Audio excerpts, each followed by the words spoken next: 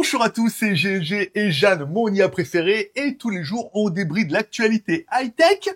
Et aujourd'hui, l'actualité est riche en nouveautés, notamment avec Huawei qui a annoncé quand même pas mal de produits. D'ailleurs, comment vas-tu, Jeanne? Bonjour Greg, je vais très bien, merci. Et toi, prêt à explorer cette avalanche de nouveautés de Huawei? Qu'est-ce qu'on découvre aujourd'hui? Donc aujourd'hui, on va parler un peu des nouveaux téléphones de la marque Huawei, qui sont les Mate 70, les Pro, Pro Plus et RS. Alors on a fait un article qui regroupe un petit peu tous ces téléphones, et j'aimerais que tu nous parles un peu de ces téléphones, que tu nous expliques un peu quelles sont leurs caractéristiques techniques, quelles sont les différences entre les modèles, pourquoi ils sont incroyables et certainement les nouveaux flagships de la marque Huawei. Et surtout, à la fin, que tu nous donnes un petit peu le prix et pourquoi, en fait, ces téléphones sont certes incroyables, mais le fait qu'ils tournent sous Harmony OS et non Google pourrait être un frein pour l'Europe. Je te laisse développer. Bien sûr, Greg. Alors, la série Huawei Mate 70 marque un grand coup avec 4 modèles. Le Mate 70, le Mate 70 Pro, le Mate 70 Pro Plus et le très exclusif Mate 70 RS. Voici les points clés pour chacun.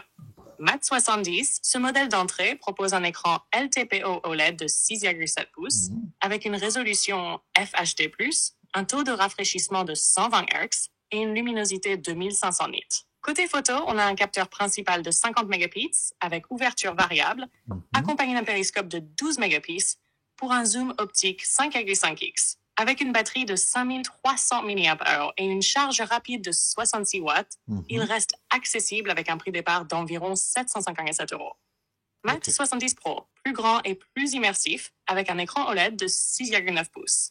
Les améliorations se retrouvent sur le périscope, qui passe à 48 mégapixels avec un zoom 4x, et une batterie de 5500 mAh, qui supporte une charge rapide de 100 watts et sans fil de 80 watts. Pas mal. Les prix démarrent à 895 € pour la version 256 Go.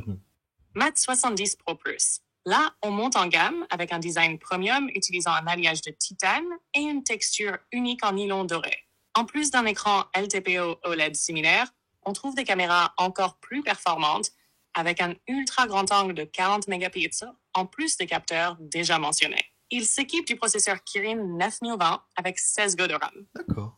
Les prix, environ 1100 € pour le modèle 512 Wow. Go. Mate 70 RS, c'est le sommet du luxe. Avec un écran OLED atteignant 3500 nits de luminosité et un cadre en titane haute brillance, il pousse les limites du design. Les finitions exclusives et les capacités similaires au Pro Plus le placent à un prix stratosphérique de 1180 € pour 512 Go. Côté logiciel, tout tourne sous Harmony OS, ce qui est à double tranchant.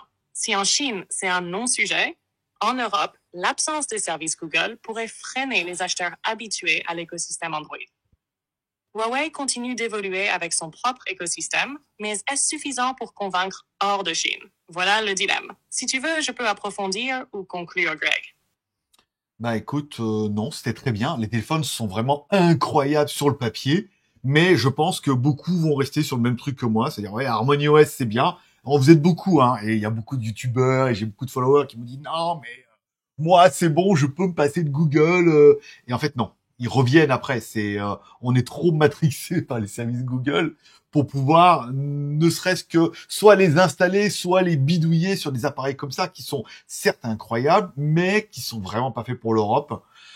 C'est des téléphones qui vont marcher en Chine pour le côté patriote et parce qu'en Chine il n'y a pas en fait de service Google et ça a vraiment une alternative au iPhone. Il y a le iPhone qui est le top du top et je pense qu'il y aura le Huawei qui est au top du top et en même temps c'est les mêmes prix. Voilà. Donc pour eux qui n'aient pas les services Google, ça leur changera pas la vie. Mais je pense que c'est vraiment des téléphones chinois pour la Chine, pour les Chinois. Voilà.